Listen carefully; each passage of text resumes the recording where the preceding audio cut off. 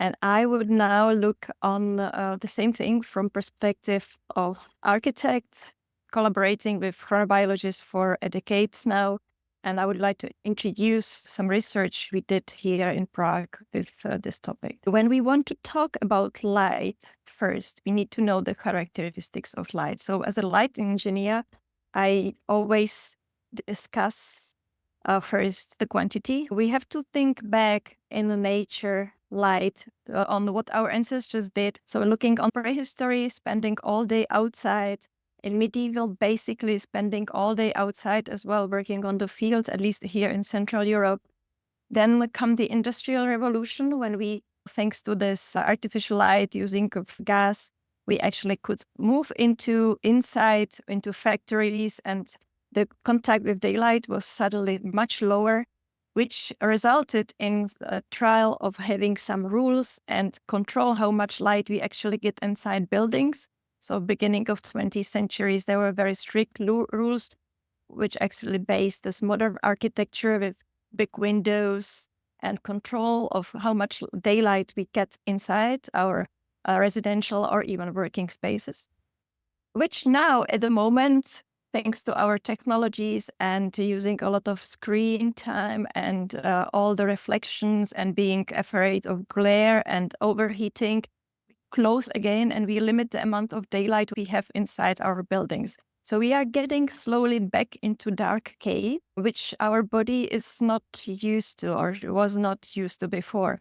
And when we look on some very simple figure of how would the day and night light quantity change across the time, you can see that this huge rhythm of bright light over daytime and darkness, deep darkness during the night, is actually diminishing, and the difference is very small, much smaller than it used to be. So that's good to keep in mind. We are actually not living in a natural condition. The second topic we always have to discuss with lighting is the spatial distribution. Originally, when we were outside, the light was coming from the sky, and that at the moment, if we are very lucky, we have a big size window, but in many buildings, it's coming from a side. And it's not the full sky, it's just from one side light. So that's the difference in the spectral distribution. The next thing is the spectral composition of the light, which is changing in the nature as well. We can have the sky with a lot of blue component in the Nordic sky, or even when you look on the blue sky with sunlight on the zenith, or you can have a sky with a lot of colors in the evening, looking to the setting sun, and it changes in between. And this is very important, and it's very natural, and it's actually missing in the electric lighting quite often. So when we describe light, we always use spectral composition, spatial distribution, quantity of light. That's normal, but we need to add a frame within timing of the day, because if you put the same light during the day or during the night, it has a very different effect. So we need to change the lights to have more dynamics, not the stable thing coming from early morning to the late evening, all the same. But the day and night changes are getting through our eyes. The signal is getting through our eyes to our brain, where it's synchronized the internal biological clock, and the information is going to all the cells of our body doing the same thing. And that's very important for many processes happening in our body. So this would be a nature, but unfortunately, there is not always enough daylight in the places where we stay. And the question is whether it can be replaced with electric lighting. So I would like to show you some case studies. First of them is in senior residency in Czech Republic. It has been done in beginning of 2020, which is actually the year of COVID when it started. Our subjects were very isolated. They were actually restricted to go outside. They had to stay inside. And in the moment, we had our sensors and our new lighting system installed. So we have the record before and after. And this data is coming from these very difficult times. If you look on the original state, you can see there is not much of daylight, and there is actually not much of electric lighting as well. And the quality of the spectra is very low. So this is not very positive news. But it's not any extraordinary condition. It's what we see in majority of the places what we visit. Because we could not touch the electric installation, we had to replace the lighting at the same positions. We developed this lighting device where it's actually intelligent because it knows the time of the day and the time of the year. And it provides the light during the day that it's much brighter than the original one. It's directed towards the ceiling, so it gives you the impression of a sky. And the picture is just a cell phone photo. In your naked eye, it would not appear as these white spots. It's really give you the full ceiling of light, which is not too bright to be glary, but it's bright enough to give you more than 500 lux on your retina when you are moving around the room. And look at the spectra, which is brilliant. It's almost balanced from all across the visual part of the spectra. In the evening, the light goes low with the quantity, of course. It changed the direction. It does not provide the bright sky anymore, and it limits the amount of blue. And it goes from, I think, 300 luxes to as low as 40 or even lower just before sleep time. And when you switch off the light, there is still the potential night lighting, which is very low lighting level. The light is positioned under the bed, so it's not going to the eye if you are staying in bed. It's not disturbing the neighbors, and it's just enough to walk around the room and not to hit any obstacles. You don't have to take care of switching or on or off because there is a sensor, so it goes automatically when you touch the floor, which is a huge thing because then our seniors do not have to take care of it at all. Of course, we cannot stay only in the bedroom, but we have to put the same system all around the building. So here you can see the changes in the corridor from original state to the new state, where there is way less light, but it's very nicely distributed. And again, it has no blue light in it. Even the nurses can get adapted to this lower lighting level, and they do not have to switch on the light in the bedrooms when they enter. This is very important because they visit some of the bedrooms several times at night. Same thing was done in the bathrooms, where you have again the daytime and the nighttime setup. And for the nighttime, you have light without any blue and with very low quantity, but still enough to provide all the visual information needed. If we make a comparison of all the lights and we recalculated this melanopic equivalent daylight illuminance, you can see that the original quantity of light would be had about 130 luxes at the eye of the person staying in bed. We now got the daytime 500 luxes, melanopic luxes, and in the evening we get to something like 20, and during the night to as low as 2 luxes, which is very low, but still providing the service we need. We had the chance to collaborate with the National Institute of Mental Health, so they did some tests and they collect the profiles. So if you look on the all participant melatonin profiles, you can see there is some more melatonin over the night, but what is significant is decrease of melatonin over the day, which is a very good message. Individual profiles shows many changes, and all of them are very positive. Either there was no effect before, and suddenly after the intervention, we got beautiful melatonin rhythm, or there is the rhythm being more consolidated or shifted within the time, or some of the other effects. So there are just 3 examples of 3 individual profiles that you can see. We collected as well the activity measurements. So here is the November before intervention. You can see that there is long activity till the late evening hours, which actually disappeared after the intervention in February. You can see very nicely consolidated daytime rhythm with almost no activity in the night. These are seniors. They have all the troubles, and they have all their sleeping troubles originally because of the age. So I would say this is a great message.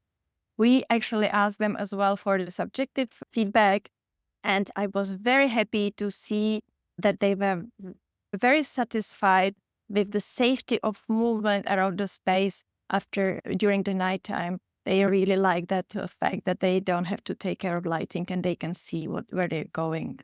The next study which I want to present is a study from intensive care unit, a cardio unit from one of the main hospitals in Prague, where we applied very similar concept. So this is the daytime light. And you can see this is a very sophisticated, very controlled environment with many actions and setups what has to be followed. So we were very lucky to actually have chance to install light in here. So you can see here the daytime. You can see the nighttime, where we provide very low lighting level, again up to 5 luxes maximum, but enough for the nurses. We have very good feedback from the staff there. They are very happy with the lighting. And here you can see all the 3 conditions. We go slowly from the daylight to the evening, and then the night light after we switch off the evening light. You can see the spectra in there. Of course, during the night, there is always the chance to switch on the system to get powerful light to proceed all the needed actions at the moment. So there is a safety light to be able to switch on. We don't have any results from that because it was only installed this January. So the tests are still being done, but we have very good feedback from the nurses, from all the staff there. The third study is not focused on circadian stimulation or on sleep, but it's on mental health. It's something what we call Light Spa. It's placed in a mental health institute in Czech Republic, close to Prague. And you can see this is a light box where you can sit inside with your friends, or you can fit there a group up to 6 people. You can have your morning chat or read your newspapers if there are positive news, of course. And you can get your light therapy. You can see that there is a big sky. It's all light source where we provide really high luminance, and you get a lot of light. We can get up to 12,000 luxes on your eye when you sit in there, but we don't go that high. We actually go to halfway, and it's still very powerful. It's a very comfortable space because you can look directly into this light source. It seems as a sky, and as if you look towards the sky, it still is nice to watch. So your eyes won't hurt. It won't be disturbing. It's not glary at all because of this big surface. The light spectra is a little bit manipulated. We have a lot of efficiency in this blue-green region where the non-visual system is sensitive. We actually lowered the part of the visual maximum sensitivity, about 550 luxes around, because we didn't want to have the perception of such a bright light. We were afraid that the patients may be feeling this is too bright for them. So that's why we manipulate the spectra a little bit. It still fulfill all the requirements for regular light. So it has all the color rendering properties we need to have. It's very comfortable inside, and actually our patients really like it to stay there in the morning. We don't have to push them. We did several tests there. So if you look on the self-assessment question, which is the positive negative effect schedule, we can see that there is a reduction in negative effects, both in sustained and acute exposure to the light. And we did some EEG tests there as well. And we could see effects, the left insula, which is the part of brain which is involved in processing emotions. So there is a slightly decrease of negative emotions, of negative affect, which is really a nice message as well. And it goes together with all the subjective and short-term setups and tests we did in there. So if I would conclude this talk, I would say that light in our environment is a biological active substance, and we should think about that and keep it in mind. The regular daily rhythm and synchronized internal biological clock are very important for many reasons. For a good synchronization, it's essential to create a strong contrast between day with the light and the night with the darkness. If we talk about light environment inside buildings, we need to discuss intensity, spectra, distribution in space, and distribution in time. And we have to put all 4 of them to work with each other. And this is my collaborators. So the University Center for Energy Efficient Buildings, where I work, and the team from National Institute of Mental Health, and the company Spectrasol, who are kind enough to make the light sources for us so we can actually do all these experiments. And all these studies were funded by the Legit Agency of Czech Republic. And with that, I would like to thank you for the attention. What material did you use for the diffuser? It's actually a huge light source behind a flexible membrane.